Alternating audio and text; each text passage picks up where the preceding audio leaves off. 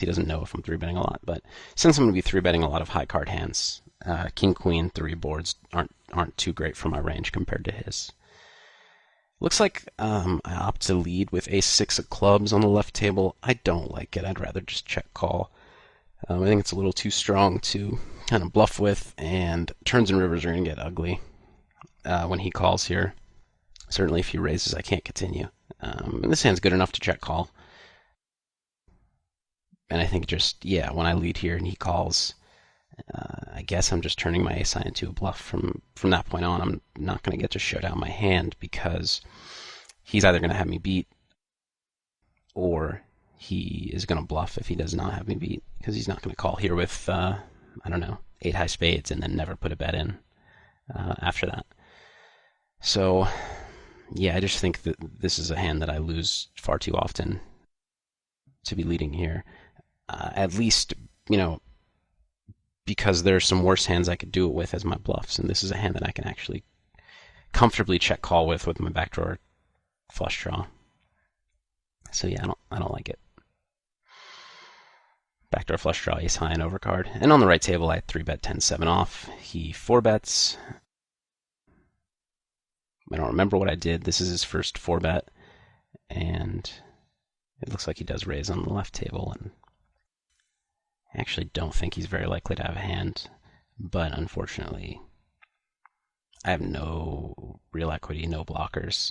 I think I should just go ahead and fold, and I dislike this lead quite a bit. And I fold my 10-7. Wow, okay. I'm butchering this hand. I fold my 10-7, pretty standard, unless, I had a strong read that he was messing around, and I definitely did not have that read. So I bet call. I mean, I do have ace high. He's not value raising, a 4 or a 9. Potentially not even a king, unless it's, he might not even be raising king queen for value. He might just call and play turns and rivers in position. So I guess I thought two things. First of all, that his value range was very narrow, and therefore a lot of his raises would be bluff raises. And second, that I looked strong enough when I bet call here that he might shut down. At least I hope that's what I was thinking, because if not, I'm going to start calling down, and I think it's kind of a disaster. And then I guess actually the third thing that's pretty important is my assumption is if he has a moderate flush draw or queen jack even, I think he'd be more likely to call than to raise. So I think his bluffs here, or his semi bluffs, are just very weak. Potentially, I guess, some gutters, but like jack 10. But more likely, I think some like backdoor draw type stuff, as to where, he only has 6 outs, and I have some outs to improve against those hands. If I thought that a lot of his semi-bluff range was stronger, then I think I have to fold, especially if his value range is wider and his semi-bluff range is wider than, his semi-bluff range is stronger. I would definitely have to fold for obvious reasons.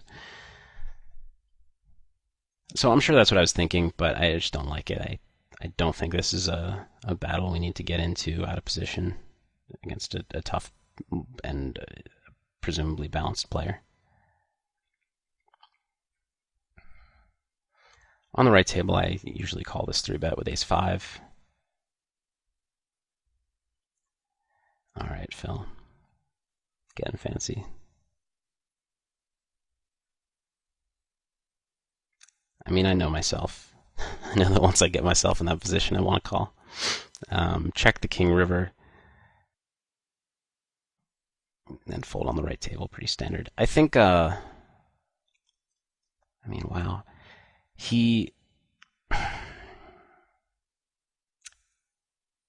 would expect him to give up. Well, I guess I don't have boats. He would have expected me to put another bet in with boats. I can definitely have king X. I can definitely have some kind of flush draw. I don't think he expects me to lead with a 4, even a 9. So I actually think I look pretty strong here. Either like an ace high flush draw, which is now an ace high flush, potentially queen jack of spades. Although I might have 3-bet that. I might have 3-bet like either pre-flop or the flop with that. I wonder what he thinks I have. I think I just look like a king. I'm not sure if he wants to bluff against a king. And obviously, I'm capable of having some slow plays here when his range is so polarized. And given the assumptions I made about his range, that it's very polarized and his draws aren't that strong, I definitely would slow play if I had bet flop with King 9, for instance, or a set. So, I mean, I guess what I'm saying is I don't expect him to bluff here very often, so I am comfortable folding my ace high on the river.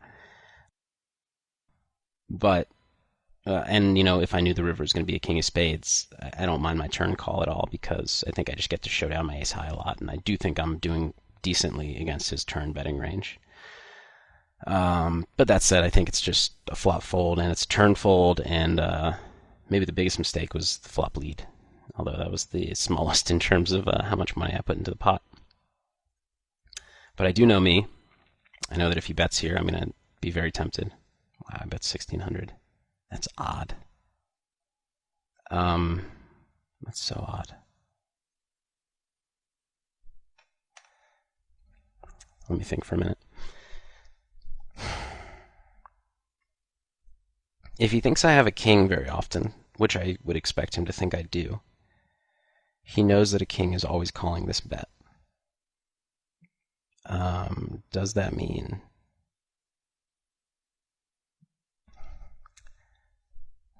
that he's not going to bluff this way? Because on the flip side, if it looks like I have a king a lot, he is going to want to, I would assume, bet rather large with his value bets because I have a hand that is just going to feel obligated to call.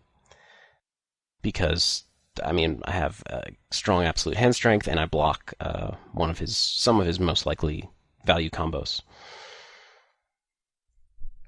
I do think what makes a lot of sense with his sizing here would be a hand like King Jack, or King Queen, King 10, that is really just looking for value against a 9 or a king, but expects that if he bets larger, he's not going to do too well against my calling range. Another thing to consider, obviously, about his sizing is that he gives me tremendous pot odds, so I don't need to be right all that often. And I have a feeling that past Phil called here, and I also have a strong feeling that past Phil lost. But with 1,600 to call and 6,600 in the pot, I really can't fault past Phil too much for hoping he's good. What is that? 20% of the time. Which is all past Phil needs to make the call here. I don't know. I just expect him to think that I have showdown value almost always. So I'd just be very shocked if he bluffed this small. So I just really think it is a king. Or potentially, I guess he could be trying to induce with a strong hand, but I just highly doubt it. And on the right table, I make a good play for my range and bet my top pair after the flop gets checked through. So yeah, I think we're going to call and see a king. That's my prediction.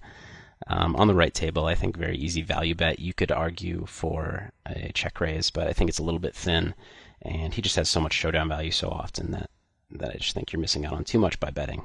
And the parlay of him not having you beat, him not putting in a 3-bet, and him betting himself. Yeah, it's just him calling the check raise with the worst hand.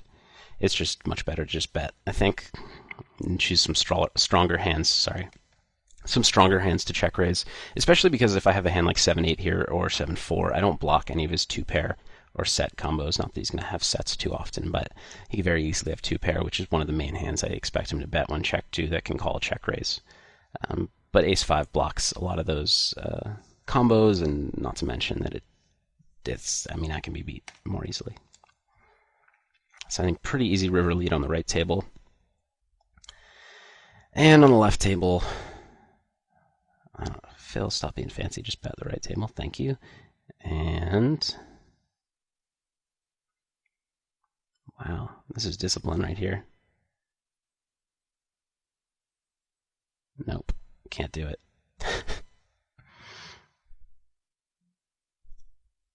I don't know if I'm capable of making this fold.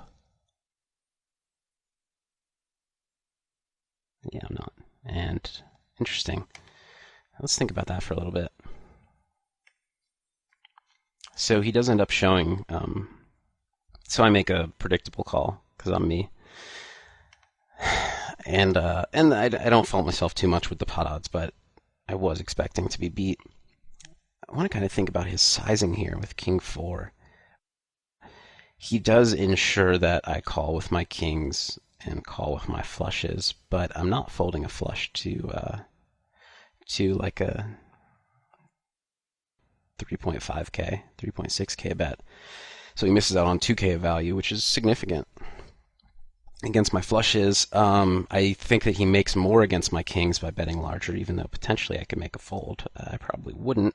And if I did, I don't think I would fold often enough to make it worse for him to bet, more than double. For me to call 1600 100% of the time and call 3500 50% of the time, he's still doing better by going to 4500 or 3500. I know that's not difficult math, and you guys probably know that, but it's important to remind yourself of. So I'm just trying to think if I like his play. He may have been trying to induce a check raise from my flushes, and that might have worked. My ace high flush, my ace high and queen high, and even jack high flushes. I think I would have check shoved for value, given that I really thought he had a king, and I didn't think he would bet this way. So, in that respect, I guess he makes. I mean, he could have put, let's say, 2k more in, which leaves him 4400. So he makes 4.5k more against my flushes when it actually works and he induces. He makes less against my kings, certainly. He might think he can induce a bluff, but I don't see how he can expect me to have bluffs. This might also, it made me call with ace high.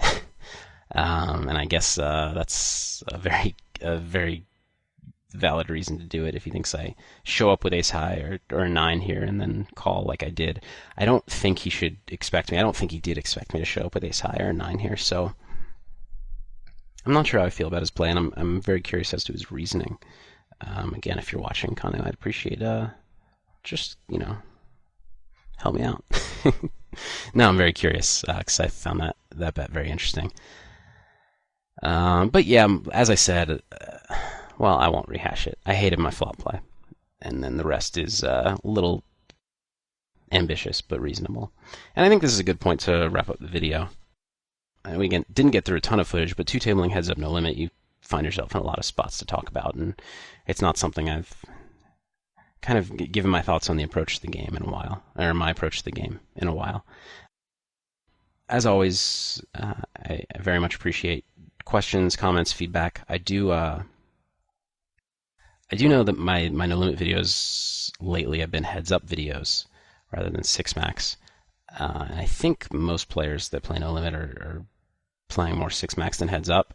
So I will certainly get back to some six max videos. Although for the moment, I think that my next video will likely be another one of these, as I'm out of the country, or in the country.